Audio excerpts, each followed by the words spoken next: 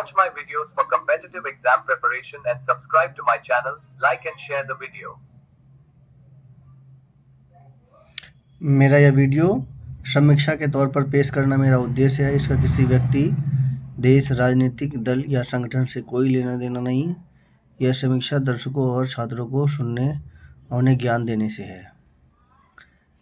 मेरे चैनल को लाइक कीजिए, सब्सक्राइब कीजिए। धन्यवाद।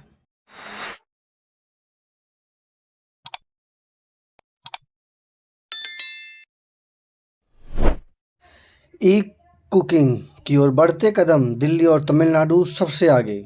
जी हाँ, ये बड़ी अच्छी खबर है। भारत में स्वच्छ ऊर्जा और रसोई के आधुनिकीकरण को लेकर एक बड़ा कदम देखने को मिल रहा है।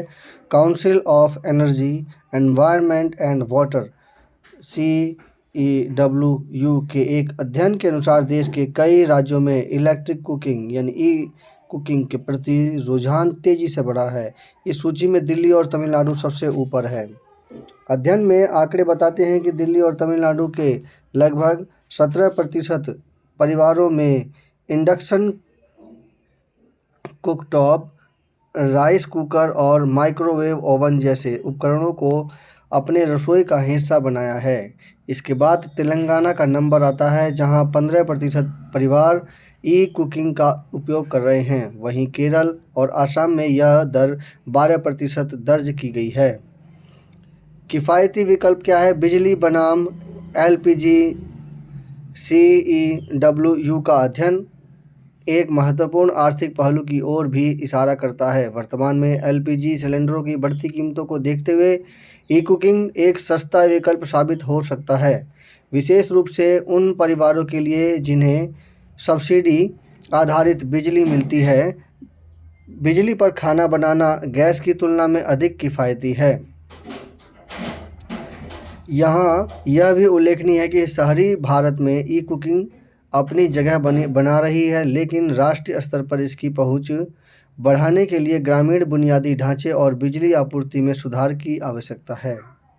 थोड़ा सा बस यहाँ पर ये डर है कि जो ई कुकिंग है वो थोड़ा सा, जो कम पढ़ी लिखी लड़कियाँ हैं वो थोड़ा सा इस पर मतलब, या औरतें जब पुराने विचारों की हैं वो थोड़ा सा कम ध्यान देती हैं कि वो कैसे चलता है और उनके लिए नया है।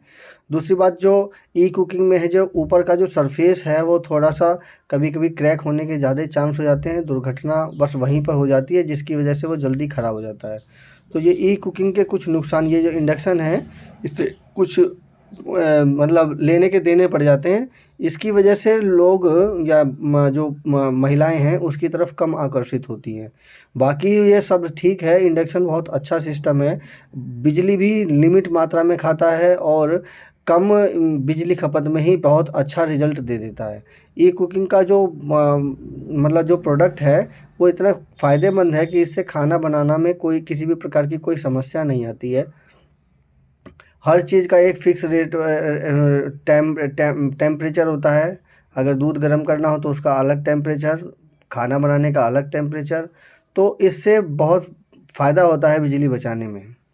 मेरी यह समीक्षा कैसी लगी कृपया कमेंट कीजिए, चैनल को सब्सक्राइब कीजिए।